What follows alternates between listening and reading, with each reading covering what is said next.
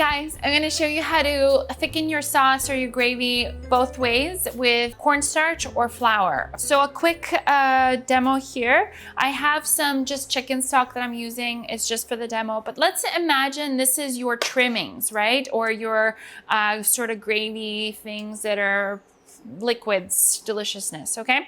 So this is going on a little simmer, and I have cornstarch here. I'm going to add a touch of water.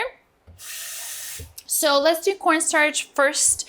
What you want to do is a slurry, okay? So always use, let's dump all the cornstarch. Always use cold water, and you make a slurry and you just dilute it like this. So it kind of looks milky. I'm going to turn this up just until you see a little simmer there. The two difference between cornstarch and flour is the consistency and the look that you get, and I'll show you what I mean. So this is getting nice and warm.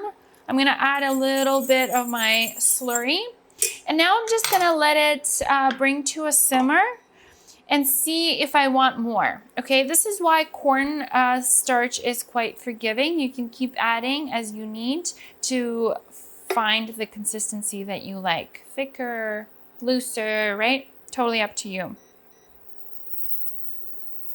Okay, we're starting to see some simmer. What you want to do is stir, because the cornstarch tends to go to the bottom of the pan, and then you'll get like a film at the bottom, right? All right, it's starting to look glossy. I'm going to do a little bit more.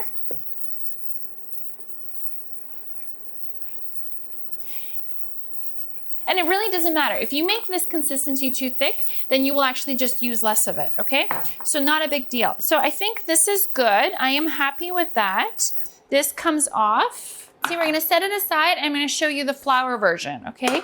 So I'm gonna add my butter. Basically, you're making a roux, okay? So I'm gonna wait till this is nice and melted. And this is how you would make bechamel, except we are using chicken stock instead of milk and cheese and deliciousness that makes mac and cheese. We're not doing that. That's a whole other class, okay? We're doing thickening your gravy or sauces. So my butter is almost melted, and this is just all-purpose flour. I'm gonna add a little bit at a time, and you really just want it to look like wet sand, okay? Like this. A little bit more. Beautiful. So this is looking like wet sand. You kind of cook it for a minute just to get that flour cooked until you get that nice aroma.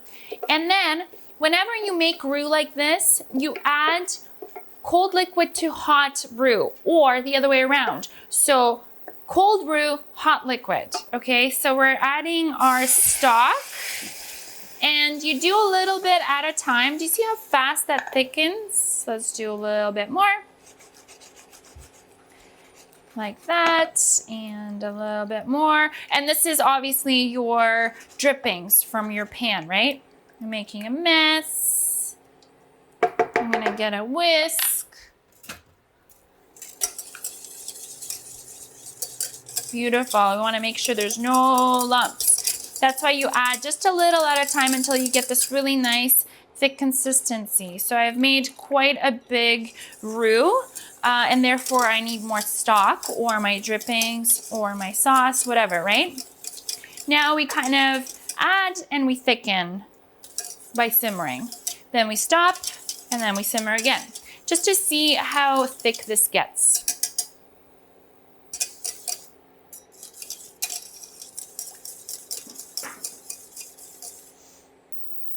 I just want to see a little bit of action, some simmering happening there. Gravy time, sauce time, Thanksgiving. Basically, you're doing this until the consistency that you like. So, you know, I kind of like it gravy consistency. I don't want it to be like blobby and too thick. I just want it to be perfect. I think it's perfect right now. I'm gonna turn it off. And I'm gonna show you a quick little third method, okay? Just a super quick one. I'm gonna move this to the side. move this here. And then what you could do, instead of starting with a roux first, then adding your stock, you can actually pre-make this mixture here, okay? So what you're gonna do is, this is a little butter and flour, and then I kind of knead it. Just in my hands, or in this bowl. So I just knead it and make it like a paste, right? With my hands and my flour, making a mess. So I just want to show you really quick. This is basically gonna be this weird sort of pastry thing. Then I'm gonna take it out and fold it like this into this little patty.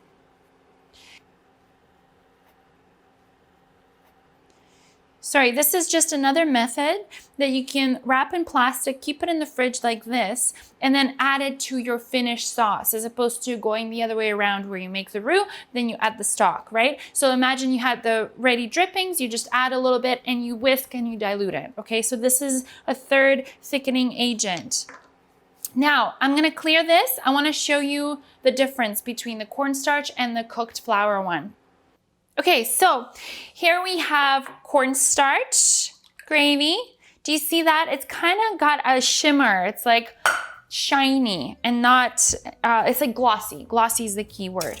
And then we have the flour gravy right in here, right? So both I find perfect consistency for me personally. Do you see that? It's like thick, coats to the back of your spoon perfectly, or you have this one, and this one's much glossier, right? So depends what you're going for. Or you can use this. Gravy, Thanksgiving, cornstarch, flour, boom.